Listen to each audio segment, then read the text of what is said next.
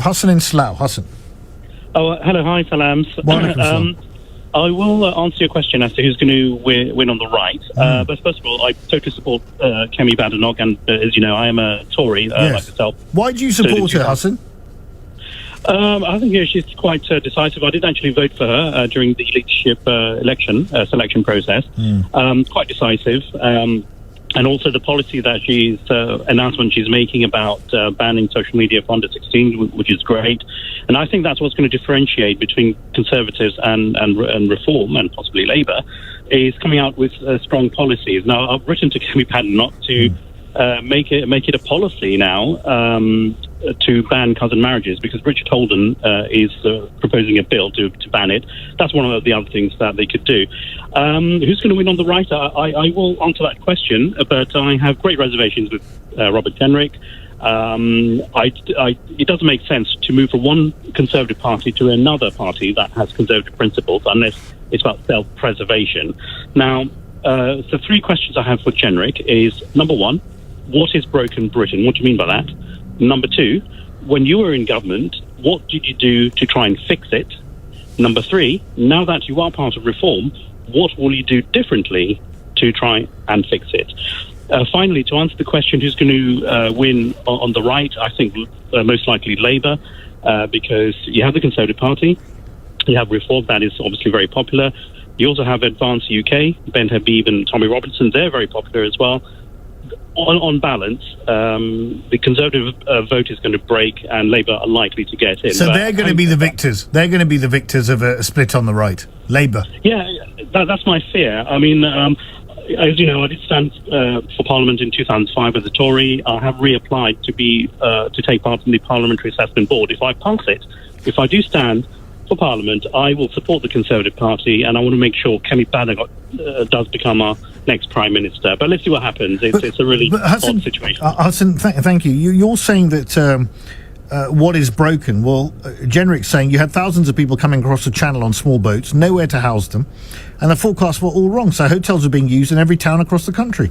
This is what he's saying. He's also talking about some of the cultural issues in the country now as he sees them, about communities being very, very divided. He also said the most powerful moment I felt was on the Rwanda debate, when a group of ministers came together, effectively the most senior people in the government around the cabinet table, one Saturday evening in November, decide what to do. So Mr. Jenrick referring to the proposed legislation to get deportation flights to Rwanda. So he was talking about all of these things, and he would say that he resigned as a minister because he felt that the government was going in the wrong direction. And also, to be fair to him, and I'm no Robert Jenrick fan, to be honest, be fair to him, he was an outrider on this whole ECHR thing about leaving the European Convention on Human Rights, which I think he's actually been proved effectively right on, because it keeps rearing its head on every other day with someone citing the ECHR. And what he wants to fix is control immigration, get the country back to some semblance, as he would see it, of cohesion by not allowing thousands and thousands of people in. That's what he wants to do, right? Well, the Conservatives want to do that as well. I mean, to crack down on illegal immigration, and the Stop the Boats campaign by Rishi Sunak before. He did say before the last election that the first flights will go out in July. So the system, the infrastructure was already there. So I don't know what Jenrick is talking about. But I agree about the social cohesion. There has to be a more open and honest discussion, the fears that the English communities might have about people like you and me, Muslims, the Islamic takeover of Britain. I'm willing to have that. We need to have that. We need to. It's important to have it. But what I'll say is, Jenrick has raised some really interesting issues.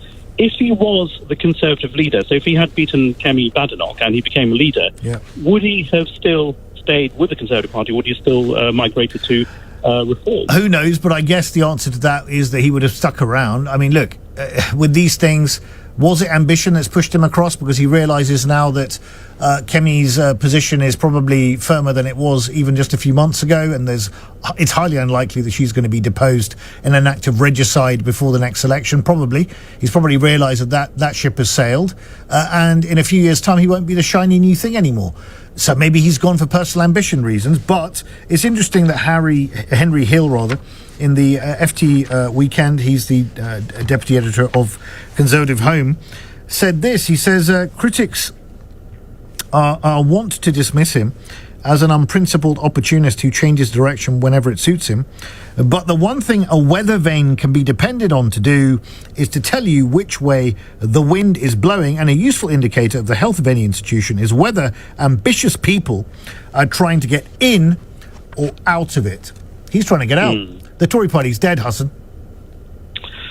Well, let's hope it can be resurrected. I think you should stand as well. You make a fine point. I'm having that's very kind of you. I think I would stand as an independent at the moment, frankly, given where we are. But no, I'm more than enjoying having these discussions with you at the weekend, Hassan. Thank you for your perspective and good luck in your future quest to stand for Parliament. I think that you would be an excellent addition to the Commons with some very sensible perspective.